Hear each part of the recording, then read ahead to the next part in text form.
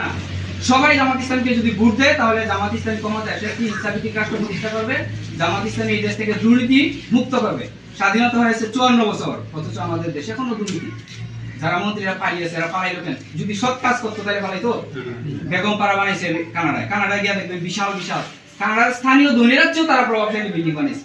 আশ্চর্যজনক। কেন? ওই যে দেশের এমপির বেতন তো নিচে নিচে যতগুলো আছে সবগুলো লুটে ফুটে খাইয়া তারা পালাইছে। আনিলে পালাইতো কেন?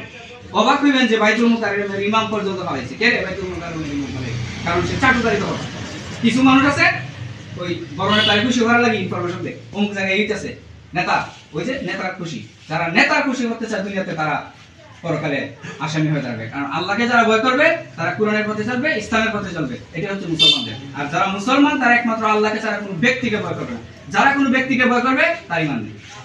কোনো ব্যক্তিকে ভয় করাই তো শিরক। আল্লাহকে ছাড়া কাউকে যদি ভয় করেন, কাউকে যদি মনে করেন যে আমি যদি দলটা করি, যদি আমার পার্শ্ববর্তী নেতা যদি আমার থ্রেট দেয়, মামলা তলায়, এই যে ভয়, এটাই ভয়। যদি আল্লাহর আইন প্রতিষ্ঠা করতে গিয়ে যদি পার্শ্ববর্তী নেতার ভয় করেন তাহলে আপনার ঈমানের সংকট আছে, ঈমানের কারণ আছে। যারা আল্লাহকে ভয় করে তাদেরকে গোটা বিশ্ব ভয় করে। এই জন্য প্রিয় ভাইরা, আপনাদের প্রতি আমার আহ্বান, বাংলাদেশ জামাত ইসলামীকে বুঝুন, জানুন। আমরা আমাদের প্রধান অতিথির কাছ থেকে যত ধরনের বাংলাদেশ জামাত ইসলামীর A to Z বিশ্লেষণ আমরা শুনবো ইনশাআল্লাহ। এ পর্যায়ে আপনাদের উদ্দেশ্যে আমার কথা এখানে শেষ করছি। আসসালামু আলাইকুম।